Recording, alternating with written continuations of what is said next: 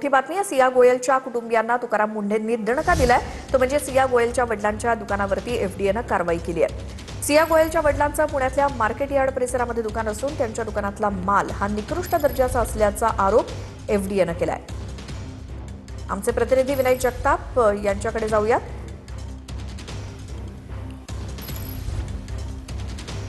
विनय, सिया गोयलच्या वडिलांचं दुकान तुकाराम मुंढे होतं। यांनी अन्न व औषध विनय बोला। बरोबर श्वेता,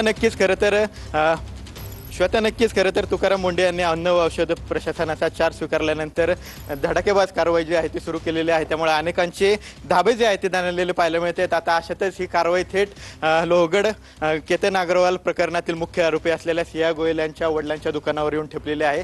सिया गोयल हिच्या वडिलांचं हे बीजी गोयल अँड कंपनी नावाचं हे शॉप खरं तर पुण्यातील मार्केट यार्ड परिसरात आहे आणि काल खरं तर एफडीएने अचानक या दुकानावर धाड टाकले आणि दुकानावर धाड टाकत हे दुकान जे आहे ते सील केल्याचं आपल्याला पाहायला मिळते। व्यवसायाचा परवाना नसून दुकानातील माल जो आहे तो निकृष्ट दर्जाचा असल्याचा आरोप जो आहे तो ठपका जो आहे तो एफडीएने ठेवलेला आहे आणि या ठपका ठेवल्यानंतर हे दुकान जे आहे ते अशा प्रकारे सील जे आहे ते आपल्याला केलेलं पाहायला मिळते। कारवाई दरम्यान हा फर्म वैध परवान्याशिवाय व्यवसाय करत असल्याचं आणि अन्न सुरक्षा मानकांचे उल्लंघन करत असल्याचं लक्षात आलं आणि एका ठिकाणी व्यवसायाचा परवाना असताना सुद्धा दुसऱ्या ठिकाणी व्यवसाय सुरू असण्याचा ठपका जो आहे तो या दुकानावर होता आणि त्यानंतर ही कारवाई जी आहे ती करण्यात आल्याचं आपल्याला पाहायला मिळते। कारवाई दरम्यान अधिकाऱ्यांनी 4 प्रकारच्या अन्नपदार्थाचे नमुने जे आहेत ते घेतलेले होते। त्यामध्ये 2 वेगवेगळ्या प्रकारची हळद, त्याचप्रमाणे एका ब्रँडचे तीळ आणि एका ब्रँडचं सोयामिनी चंक्स असे 4 प्रकारचे नमुने जे आहेत ते घेतलेले होते आणि एकूण 4172 किलोचा साठा अधिकाऱ्यांनी जप्त केलेला होता। याची